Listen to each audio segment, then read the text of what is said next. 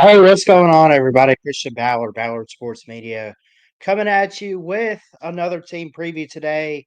We're not going based on conference or anything. Kind of going to go all over the map here, but I'm excited to go ahead and knock out. We did Alabama to start. Let's go ahead and knock out Auburn. Let's go ahead and talk about the Tigers and see what they could look like in 2025. Again, I know it's early. I've been saying this in every preview video. It's early. It's too close to call. We don't know. Yada, yada, yada, yada. Whatever. Okay, cool. So, but it's fun to predict. I love to do that. And overall, if I want to, and I do, want to try to cover as many teams as possible this off season, you got to start early. So we're here in January and we're trying to get through our third. Is this our third or fourth already? Team preview for 2025.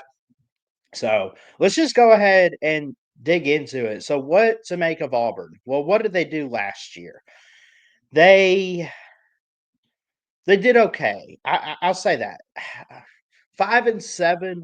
I think they were somewhat of a better team than their record showed at the beginning of the season.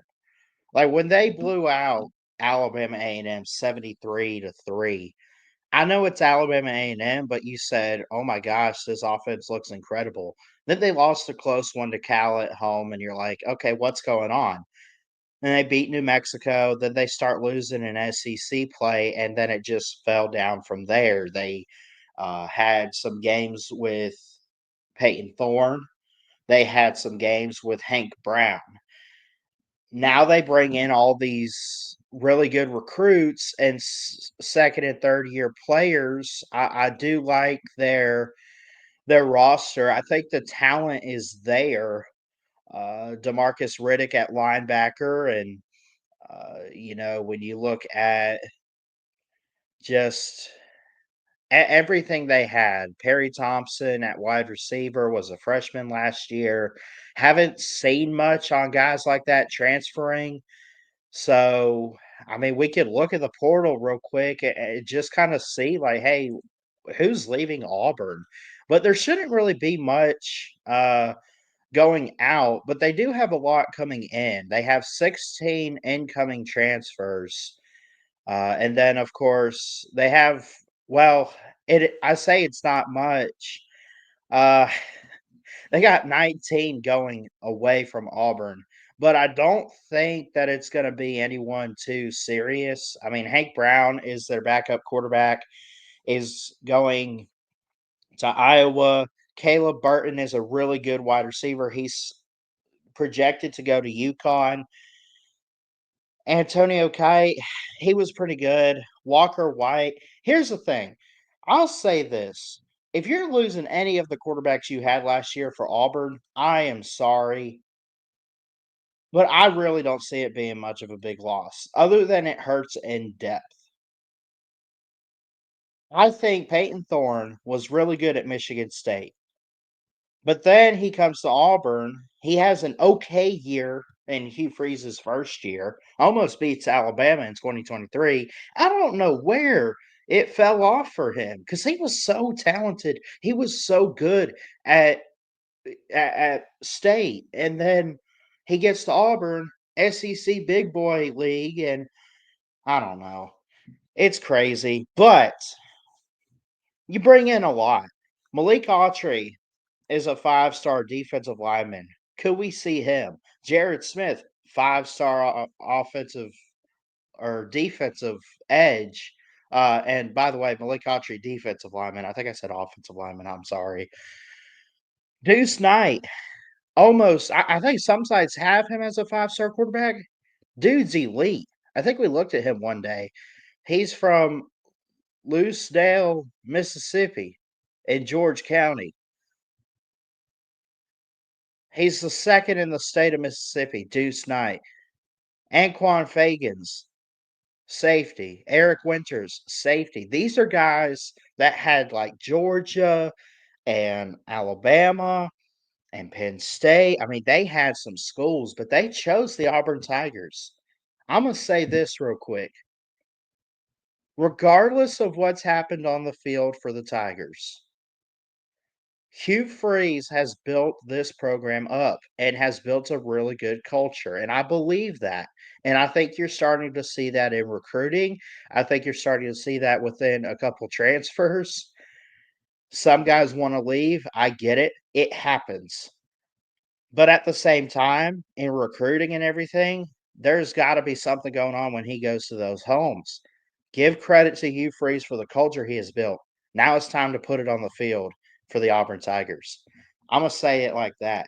I mean, seriously, got to put it on the field. And at some point, they got to get back to beating Georgia. They got to get back to beating Alabama. I mean, there's a lot of this has to happen for Auburn. They should have made a bowl last year. At least I look at it going into 2024. I'm like, I think I had them seven. I'm like, they could be good. But then Peyton Thorne and the whole Hank Brown and everything like that. What was that other quarterback, Walker White? And they just had so much quarterback, not even controversy, just issues. And it was so bad. Anyway, let's just go ahead and look at their schedule. I've gone 6 minutes of just rambling on about how bad they were last year. It's time to look at what they're going to look like this year. And of course, the schedule here shows the spring game on April 12th this year in 2025. I got to watch that game. Got to see it. Got to see what they bring in. Got to see what it looks like rotation wise. Then you get into the regular season. You open August 30th at Baylor. So you go to Baylor, and this should be a home and home.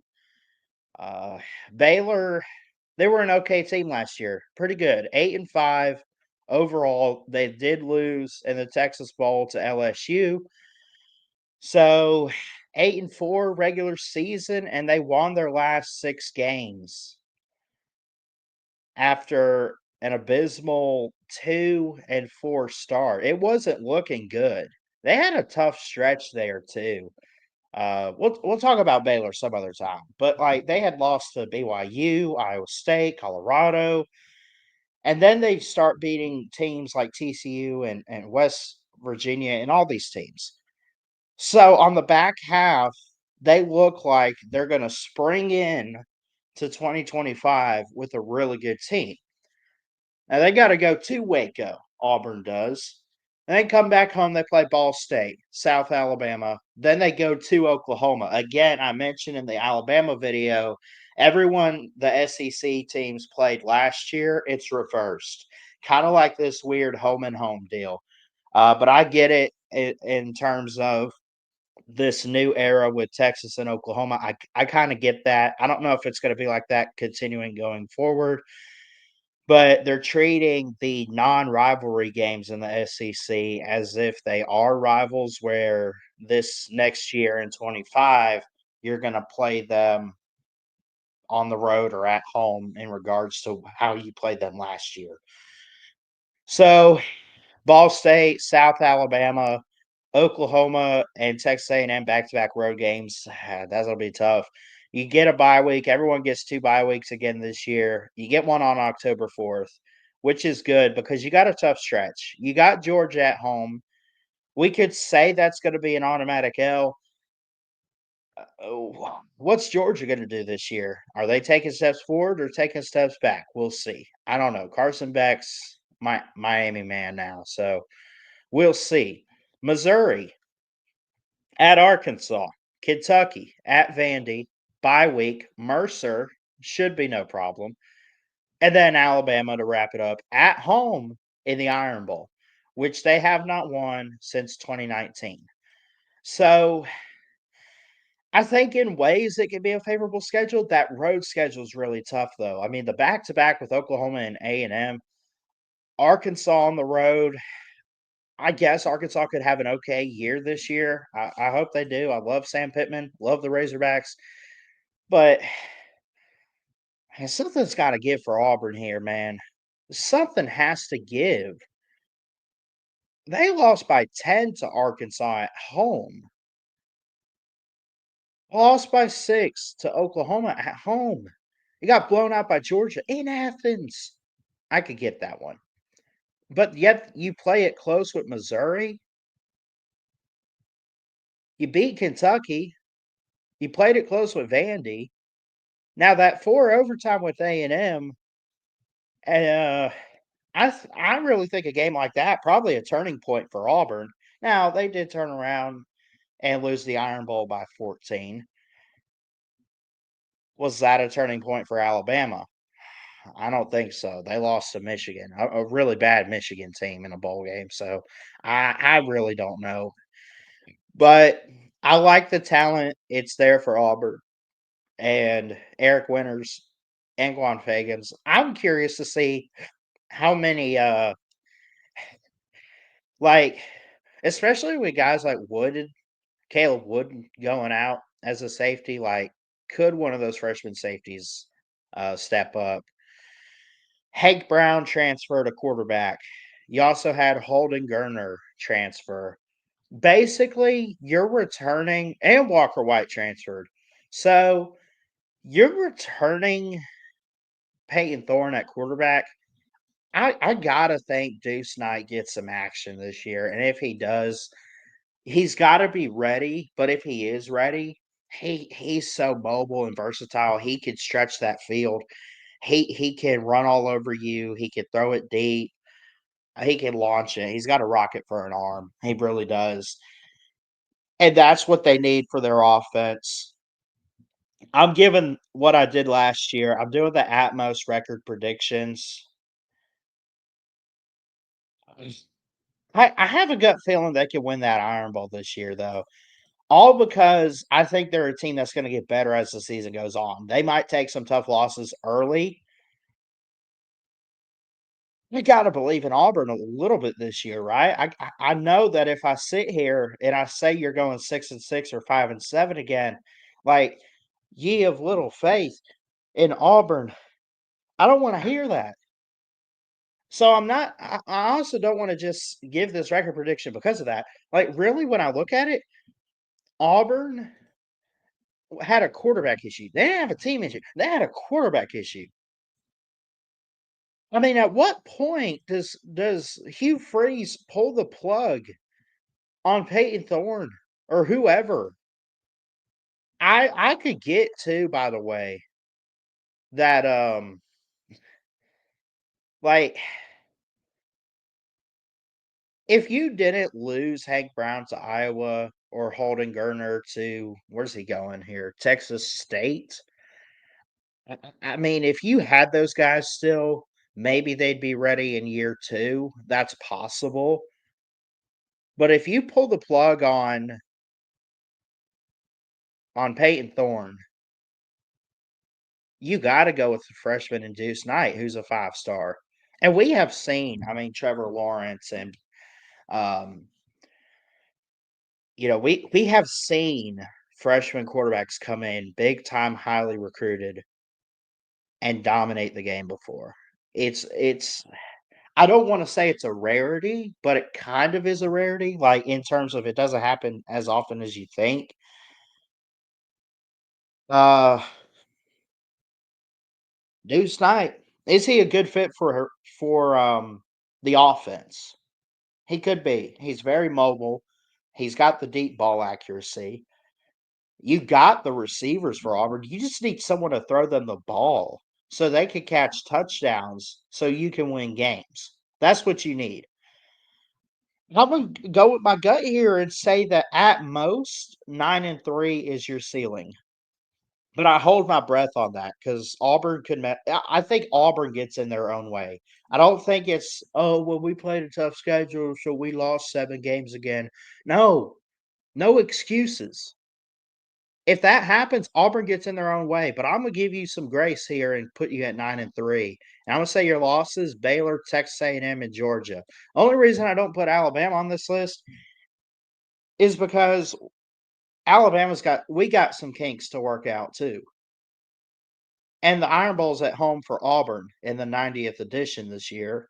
I've already picked Alabama to lose that game. I wanna stick to it on that word. If Nick Saban's still the coach, maybe I pick Alabama, but it's Kalen DeBoer. This dude this dude only hit a field goal against Oklahoma. What are you doing? Now Jalen Milroe's gone and everything. I get it. You know what? I'm not even gonna rant on that. I don't believe Alabama could just walk into Auburn. I gotta see it. I gotta see it. That's a tough place. That's the Indian burial ground or whatever they call it, this voodoo magic at Jordan Hare. It's crazy, man. That's a cursed field. Gosh, unless you're Georgia or Alabama. To be fair, Alabama has not lost since 2019 in the Iron Bowl. That is fair. There's a lot of weird stuff that goes on in that game. That's just kind of one of those don't want to predict it right now, obviously. I don't know. Anyway, I'm hyped up. I'm ready for some more football. We're just getting started with these team previews. Auburn, good luck this year. Nothing but love and respect. We'll see if you can top us off this year in the Iron Bowl, and maybe you prove me wrong. Maybe you hit 10 wins. Uh, maybe I'm wrong on this 9-3, and 5-7. If Auburn goes 5-7 again, if they hit anything short of a ball game, Hugh Freeze is out the door on the first thing smoking. I'm promising you that. Anyway, I love y'all. Jesus loves you. Keep your head up. God bless. And we'll see you next time here at Ballard Sports Media. We'll see you.